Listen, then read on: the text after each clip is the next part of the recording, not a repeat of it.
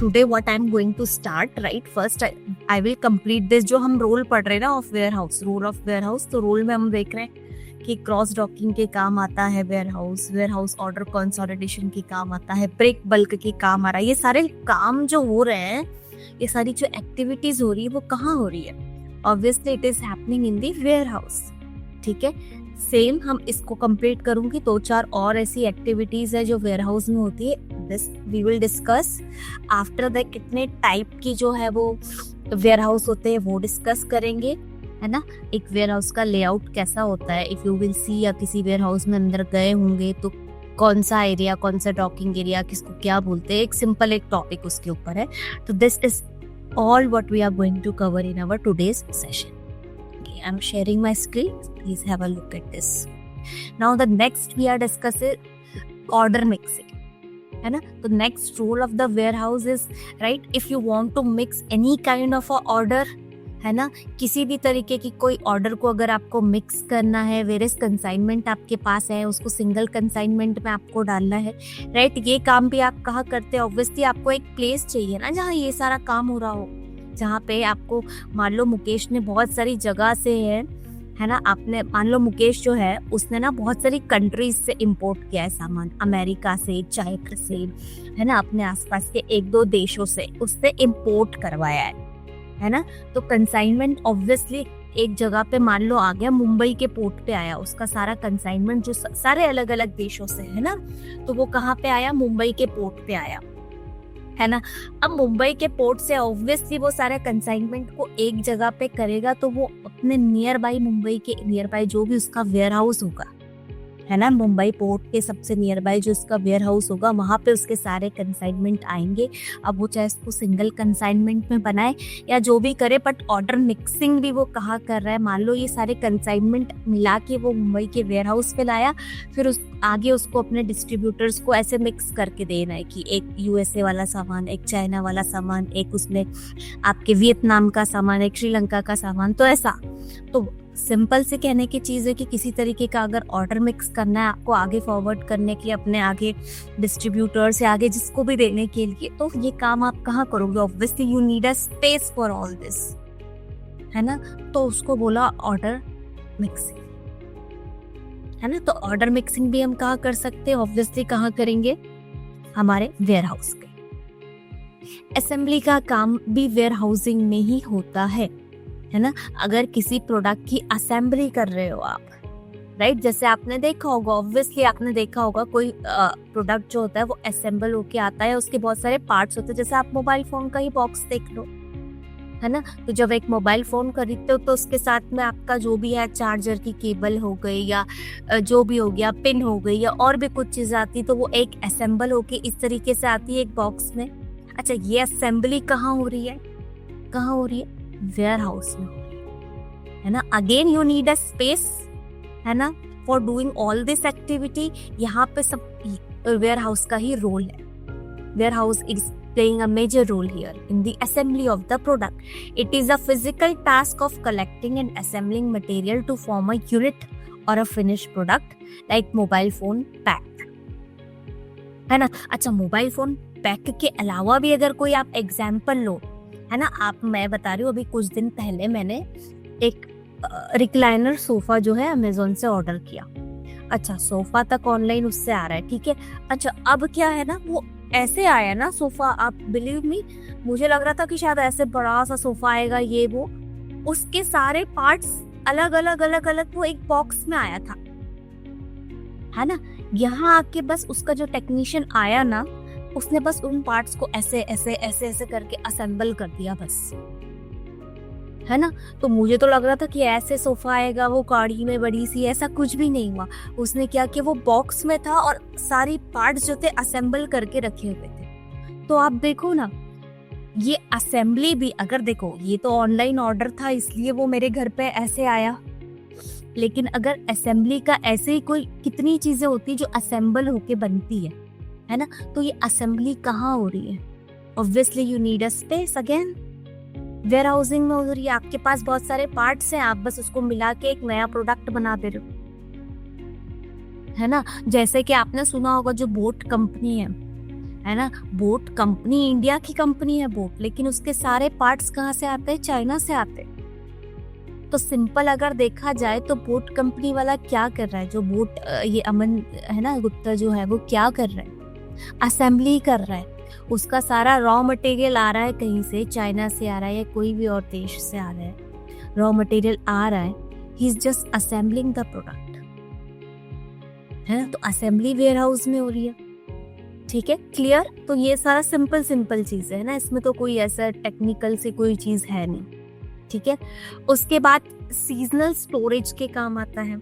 Obviously बहुत सारी ऐसी चीजें होती है जो सीजनल होती है, हमें भी पता है, चाहे वो रेनी सीजन के रेन कोट्स हो, अम्ब्रेला हो, विंटर के लिए विंटर वियर्स हो, है ना। फिर उसके बाद जो है, या आप और कोई सीजनल प्रोडक्ट की बात करूं, कौन कौन से हो सकते हैं और कोई सीजनल प्रोडक्ट? गर्मियों में एसी हो, है ना। तो ये सारे क्या है? सीजनल प्रोडक्ट है। तो ये एक किसी पर्टिकुलर सीजन में काम आते हैं, उस पर्टिकुलर सीजन में, राइट। आप उसे राइट जाता है वो मार्केट में, रिटेलर्स के पास जाता है। अच्छा, जैसे ही सीजन खत्म हो जाता है वो वापस वेयर हाउस आता है, स्टोर होता है, ताकि वो नेक्स्ट ईयर यूज हो सके, है ना। तो ये स्टोरेज जो सीजनल प्रोडक्ट का स्टोरेज है वो भी कहाँ हो रहा है? किसका रोल है यहाँ पे भी? वेयर हाउस का रोल है ना। Seasonal storage is provided by warehouse for storage of agriculture products और accommodate the demand. So storage of woollen items, ठीक है। उसके बाद बात करते हैं अगला, मैनी वैल्यू एडेड सर्विसेज। तो वैल्यू एडेड सर्विसेज क्या होती है मुकेश? वैल्यू एडेड सर्विसेज क्या होती है? कोई idea what is value added services?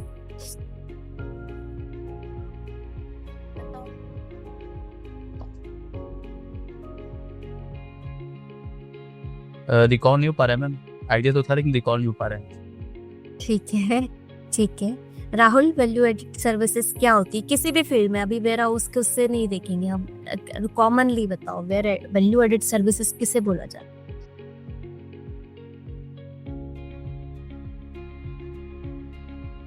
That adds value, right, to your services. For example, अच्छा, आप लोग एक बात बताओ, अमेज़न पे या किसी भी और ये ऑनलाइन प्लेटफॉर्म पे आपने एक ऑप्शन देखा है जब भी आप कुछ खरीदते हो, है ना। राहुल ने कुछ खरीदा, किसी एड्रेस पे भेज रहा है, तो एक ऑप्शन होता है वहां पे गिफ्ट रैप वाला, होता है कि नहीं? Send it as a gift, है ना। तो वो गिफ्ट रैप होता है ना। एक मैसेज वाला ऑप्शन होता है ना। तो ये क्या है? ये एक वैल्यू एडेड सर्विसेज है। अच्छा, वो नहीं करोगे तो कुछ होगा नहीं, लेकिन अगर वो करोगे तो आपकी जो सर्विस आप दे रहे हो उसमें वैल्यू एड होगी,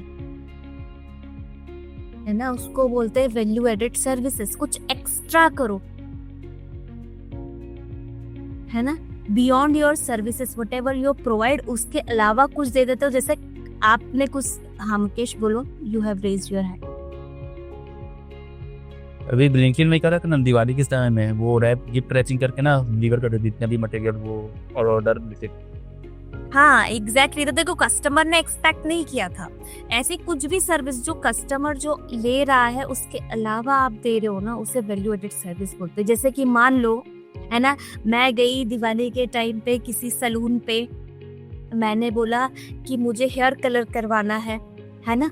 उसने हेयर कलर के साथ मेरे को उसने कोई चार्ज नहीं किया, लेकिन मेरे, है ना, उसने बाल थोड़े सेट कर दी, तो वो मेरे लिए वैल्यू एडेड सर्विसेज, यानी एक्स्ट्रा सर्विस। अच्छा, ये अच्छा, ऑब्वियसली देखो यहाँ पे वेयर हाउस में जो वैल्यू एडेड सर्विस, जैसे कि बात करें हम, वही एग्जांपल, अमेज़न वाले एग्जांपल की, वो बहुत सारे ऑप्शन है वहाँ, ऐड है, गिफ्ट रैप की तरह भेजना, मैसेज भेजना, ये कुछ भी सर्विस देखो कब जो वेयर हाउस वाले ना वो फ्री में नहीं कर।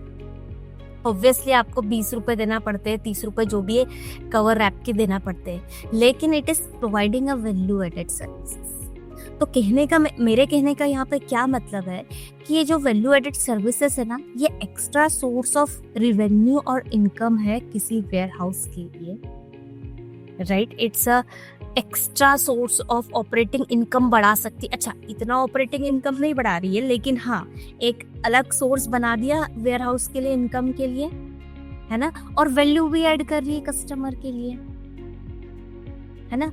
तो warehouses are required to undertake some value added services. हर वेयर हाउस कुछ वैल्यू एडेड सर्विसेज करता है, जैसे कि मैंने बोला गिफ्ट रैप वाला। तो अमेजोन पे जब आप डालते हो कि गिफ्ट रैप वाला, तो वहाँ वेयर हाउस जहाँ पे सामान पड़ा होता है, या फुलफिलमेंट सेंटर ले लो। अभी मैं आपको अब एक वीडियो दिखाऊंगी अमेजोन का फुलफिलमेंट सेंटर, आपको बिल्कुल पिक्चर क्लियर हो जाएगी, है ना। तो फुलफिलमेंट सेंटर पे जैसे ही गया ना, वहाँ पे उनका काम है आपका रैप किया और आपको भेज दिया। तो ये कहाँ हो रहा है? ऑब्वियसली आपके वेयर हाउस में हो रहा है। बहुत बार लेबलिंग करनी पड़ती है, आपने देखा है वो लेबलिंग होते हैं ना, आपके जो भी ऑर्डर्स आते हैं उस पे वो स्टिकर्स लगे होते हैं ना, बार कोड वाले और ये सब, वो क्या है? लेबलिंग है प्रोडक्ट की। किटिंग, इनवॉइसिंग, बिल जनरेट करना, ये सब कहाँ से हो रहा है? वेयर हाउस से हो रहा है। तो ये सारी एक्स्ट्रा सर्विसेज है जो स्टोरेज के अलावा वेयर हाउस आपको प्रोवाइड कर रहा है, ठीक है। इसके बाद हमने बोला product role of warehouse in the production support.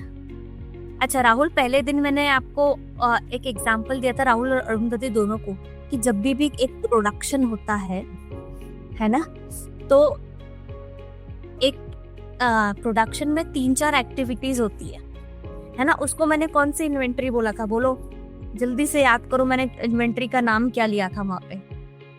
इसको कौन सी इन्वेंट्री बोला जाता है? मैंने बहुत अच्छे से, मुकेश में वो एग्जाम्पल अगेन आई विल आज वो बताऊंगी, लेकिन इन दोनों से मैं चेक करना चाहती हूँ याद है कि नहीं। मैंने बोला था ना हर स्टेज पे कोई इन्वेंट्री लगती है प्रोडक्शन में, याद है कि नहीं? पहले राहुल ये बताओ। याद नहीं आ रहा था। नहीं आ रहा? देखो बहुत जल्दी भूल गए। हाँ, जब मैंने बोला था कि ये बताया था ना आपको वेयर हाउस कैसे काम आता है प्रोडक्शन में, याद है? इतना याद है कि नहीं? जब प्रोडक्शन का मैंने एक एग्जांपल दिया, ये याद है कि नहीं? पहले ये बताओ, फिर आगे बात करते हैं। नहीं याद है? दिया था वो आप एग्जांपल आप। हाँ, यस, अभी उसी को समझो यहाँ पे, है ना। मुकेश आप थोड़ा ध्यान दो, है ना, ये लोग के लिए तो थोड़ा रिपीट हो रहा है ये मेला। आप थोड़ा यहाँ पे ध्यान दो कि प्रोडक्शन में, है ना, जो हमारा वेयर हाउस है वो कैसे हेल्प करता है। देखो इतना तो हम सबको पता है कि हमारा जो रॉ मटेरियल होता है, जो प्रोडक्शन में रॉ मटेरियल काम आता है, ऑब्वियसली वो कहाँ रखा होता है? वेयर हाउस में रखा रहता है ना। यस मुकेश। इसमें स्टॉक आउट ना हो, इसके लिए काम आता है ना ma'am, warehouse stock out ना हो, आपके पास सारा मटेरियल रखा हुआ है, रॉ मटेरियल, है ना, ताकि ये लिखा है यहाँ पे कंटिन्यूअस आपका प्रोडक्शन बना रहे, है ना। तो कंटिन्यूअस प्रोडक्शन बने रहने के लिए जो है ना, आपको वेयर हाउस की जरूरत पड़ी, है ना। अच्छा, ये कंटिन्यूअस प्रोडक्शन को ना एक और तरीके से समझो, ये इन्वेंट्री मैनेजमेंट में और अच्छे से आएगा, पर यहाँ पे देखो मैं व्हाइट बोर्ड शेयर करूँ, पहले इसको समझो फिर बात करते हैं। अच्छा, किसी भी चीज का जब प्रोडक्शन होता है ना, ये समझो ये हमारी प्रोडक्शन लाइन है ना। तो किसी भी चीज का प्रोडक्शन हो रहा है तो हम इनपुट क्या देते हैं? रॉ मटेरियल, है ना। रॉ मटेरियल इनपुट जाता है और आउटपुट क्या आता है? आउटपुट क्या आता है? फिनिश गुड, है ना। इतना तो हमें समझ आया।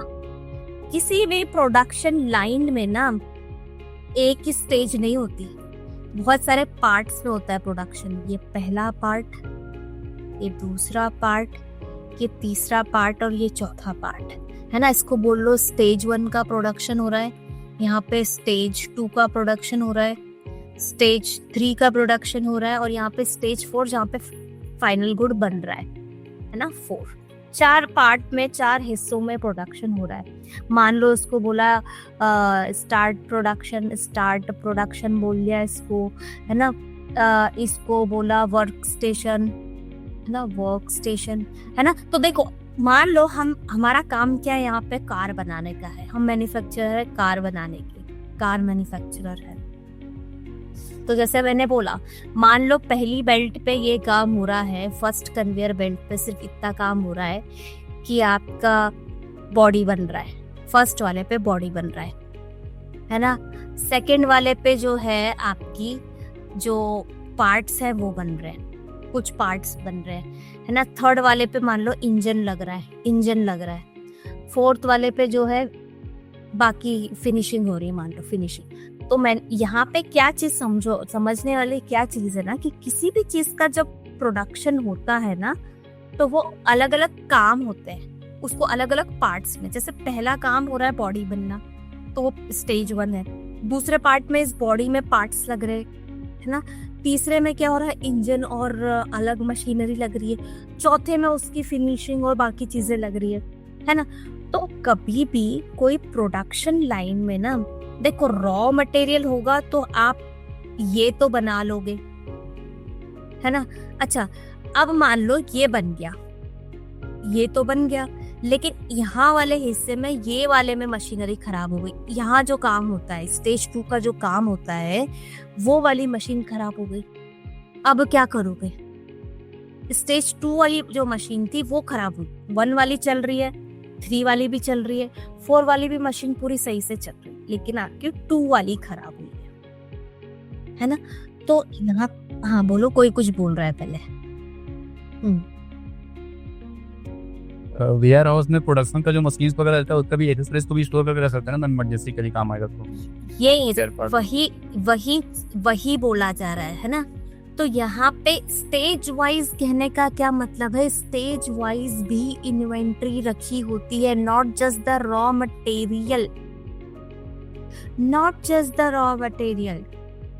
है ना। हर स्टेज वाइज इन्वेंट्री भी रखी होती है।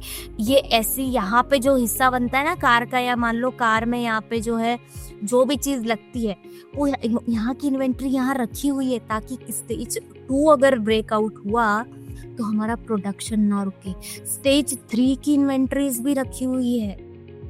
स्टेज 4 की तो चलो फिनिश गुड है, उसकी भी रखी है, फिनिश गुड रखा ही होता है बना हुआ, लेकिन हर स्टेज की इन्वेंट्री भी रखी हुई है ताकि प्रोडक्शन रुके ना। अच्छा, हर स्टेज की इन्वेंट्री, इसी को टेक्निकल वर्ड्स में बोला जाता है डीकपलिंग, COUPLING, डीकपलिंग इन्वेंट्री।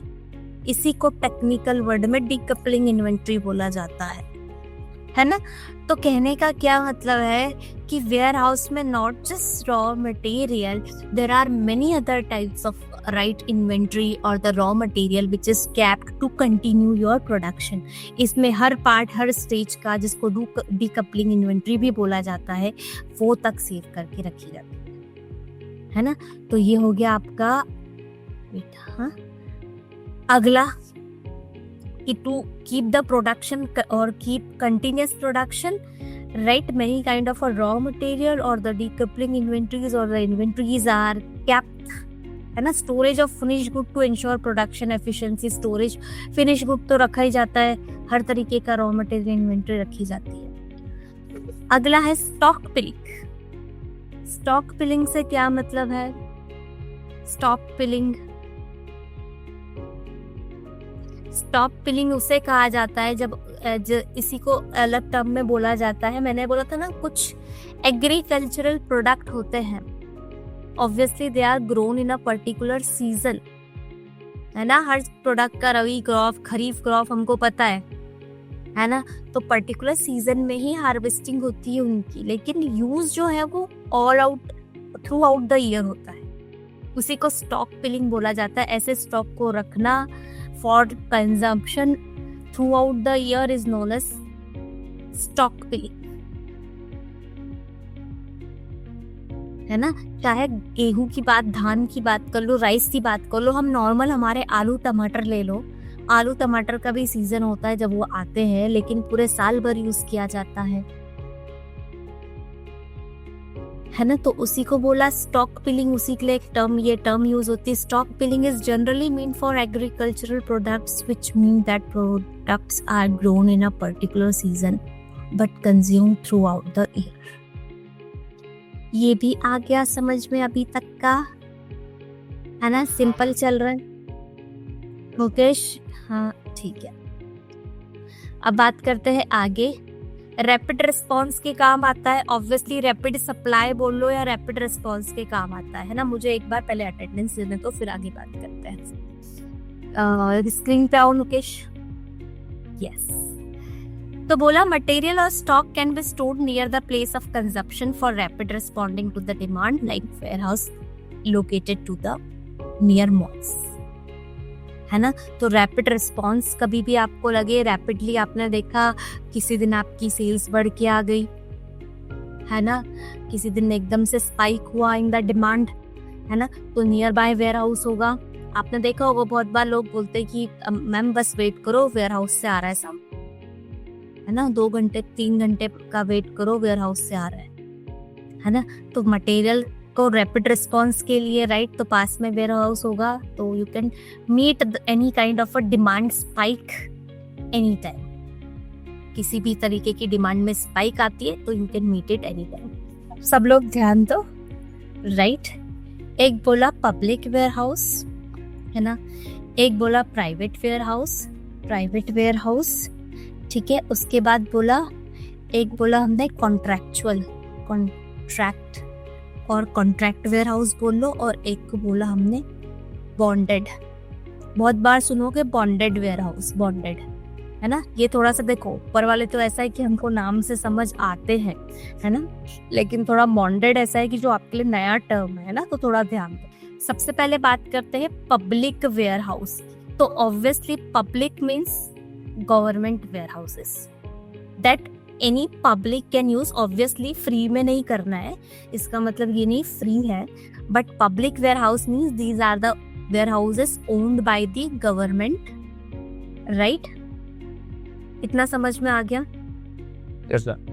है ना? तो ऑब्वियस सिंपल सी चीज है, ये गवर्नमेंट वेयर हाउसेस है owned by the government, right? Government की एक फायदा मिलता है गवर्नमेंट वेयर हाउसेस का कि you can write secure yourself from various legal and policies procedure right use by the government, क्योंकि ऑब्वियसली गवर्नमेंट वेयर हाउस में रखा हुआ है सामान, तो थोड़ा सा सिक्योर होते हैं कि कुछ रूल्स रेगुलेशन ऑलरेडी सब हो रहे हैं, ठीक है? अब हो गया प्राइवेट वेयर हाउस, है ना? Private warehouse means any warehouses which are owned by any private entity, जैसे कि राहुल की अपनी कंपनी और अपना वेयर हाउस है ना? वो गवर्नमेंट का यूज नहीं कर रहा, उसका अपना पर्सनल है, तो उसको बोला प्राइवेट वेयर हाउस ना, किसी कंपनी का पर्सनल वेयर हाउस, उसी को बोला प्राइवेट वेयर हाउस, ठीक है? अब बोला कॉन्ट्रैक्चुअल या कॉन्ट्रैक्ट वेयर हाउस, है ना? कॉन्ट्रैक्ट वेयर हाउस क्या होते हैं? These are the private warehouses, लेकिन जो कॉन्ट्रैक्ट पे आप रेंट करके उसे यूज कर सकते हो कॉन्ट्रैक्चुअल बेसिस पे। अब आ गए हम वेयर हाउस लोकेशन पे। ग्रोसरी रिटेलर्स जो होते हैं और जिनकी ऑनलाइन सेल्स होती है ना, they need to be closer to the customer due to different temperature regimes. पता चले पनीर मंगाया राहुल ने या दूध मंगाया, ले जाते तो एकदम खराब हो गया, है ना? क्योंकि डिफरेंट बोला ना, temperature regimes of a different product. सब्जी मंगाई है, घर जाते जाते तो एकदम खराब हो गई, है ना? तो वो ये सोच के भी लोकेशन लेते हैं क्लोजर टू द कस्टमर, ठीक है? Many companies will look at the location and size of the customer, which although relevant is not as important as it would be when locating a retail outlet warehouse. It should be near to the retail outlet, है ना? तो जो retailers के जो outlet है ना, उनके जो वेयर हाउस होते हैं वो नियर बाई ही होते हैं, है ना? ठीक है? उसके बाद बात करिए अदर फैक्टर्स इंक्लूड लैंड का कॉस्ट, पेपर की अवेलेबिलिटी उस एरिया में है कि नहीं है, ट्रैवल मिनिमाइजेशन हो रहा है कि नहीं, वहाँ पता चले लेबर्स को बहुत दूर ट्रैवल करके आना है तो वो आ ही नहीं रहे, total cost involve. The environment will also play a important part in the decision making process. The following are the specific factor that need to be taken into account when deciding on a warehouse location. और कुछ factors है, उनके बारे में बात करते हैं। Look at this, Mukesh please read this slide. Proximity two port and airport, है ना? तो मान लो राहुल का जो है वो पोर्ट से इतना दूर है कि ट्रांसपोर्टेशन का कॉस्ट इतना पड़ जाता है उसका, तो ऑब्वियसली ये चीज भी मैटर करती है ना कि वो एयरपोर्ट या जो भी आप मीन ऑफ ट्रांसपोर्ट यूज करते हो, चाहे रेलवेज हो चाहे जो भी हो, है ना? तो पोर्ट के अगर इतने, मान लो पोर्ट से सामान आता है, इम्पोर्ट करवाता है राहुल, अच्छा पोर्ट के इतना दूर है कि ट्रांसपोर्टेशन का कॉस्ट ही बहुत ज़्यादा लग जाता है पोर्ट से अपने वेयर हाउस तक लाने का। ये चीज़ें भी मैटर करती है। आपके neighbours, right, proximity to oil storage depot can be negative factors. कोई ऐसी चीज़ तो नहीं है जिससे कि फायर का बहुत चांसेस है ना। जैसे मैंने बताया, आपके नेबरिंग जो है, नेबर्स है, उससे भी फर्क पड़ता है। ठीक है, अब बात करते हैं वेयर हाउस के लेआउट, है ना। तो वेयर हाउस का लेआउट, है ना, तो देखो यहाँ पे लेआउट की बात करते, तो देखो ऑब्वियस सी चीज है, एक वेयर हाउस का layout, right, is very important. Layout क्यों इंपॉर्टेंट है? कोई बता सकता है कि लेआउट जो है वेयर हाउस का, why it is so important? इस अगर कोई बोल रहा है कि मुकेश आपके वेयर हाउस का लेआउट बहुत अच्छा है, इसका मतलब क्या अच्छा है? यहाँ पे जो पॉइंट लिखे हुए ना चारों, उसको पढ़ो। सबसे पहला तो आपका होना चाहिए कि यू हैव ऑप्टिमल और ऑप्टिमाइज योर स्टोरेज। सबसे इम्पोर्टेंट है ना कि वेयर हाउस आपका ऐसा लेआउट हो कि आप उसमें मैक्सिमम स्टोरेज कर पा रहे हो, है ना। बना तो दिया बहुत बार बड़ा सा, मतलब स्पेस तो बहुत बड़ा है, लेकिन आप स्टोर नहीं कर पा रहे हो क्योंकि उसका डिजाइन लेआउट ऐसा नहीं है ना। So first is the maximum utilisation of your storage, और स्टोरेज को ऑप्टिमाइज कर। सेकंड, आपका प्रोडक्ट सेफ्टी, है ना। वेयर हाउस के वॉल्स ऐसे बने हुए हैं कि मॉइस्चर नहीं आ रहा है, प्रोडक्ट ऐसी जगह पे रखे हुए हैं जहाँ पे कोई इन्वायरमेंटल इम्पैक्ट उस पर नहीं आ रहा है, हवा का फ्लो सीधा प्रोडक्ट पे नहीं पड़ रहा है कि मॉइस्ट हवा लग जाए प्रोडक्ट खराब हो जाए। ये चीजें भी देखनी है ना। देखो ये एनर्जी, देखो एनर्जी सोर्स, तो किसी भी नेचुरल राइट रिसोर्सेज से, चाहे वो अच्छा हो बुरा हो, अच्छा है तो सनलाइट कहाँ से आ रही जहाँ से हम यूज कर सकें, है ना। रिजिलियंस, ऑब्वियसली सही रेजिलिएंट स्ट्रक्चर हो, उसका अच्छा स्ट्रक्चर हो, है ना। तो ये सब, और दूसरी चीज देखी जाती है कि भाई हमारा ऑब्वियसली लोडिंग और अनलोडिंग एरिया जो हो वो बाहर की तरफ हो, ताकि सीधा ट्रक आए अनलोड हो, ट्रक आए और लोड हो सामान, है ना। ऐसा ना हो लोडिंग अनलोडिंग इतना बाहर या अंदर या इतने अलग डायरेक्शंस में है ना। तो ये सारी चीजें हमें ध्यान रखनी है ना। So warehouse layout is very important, right.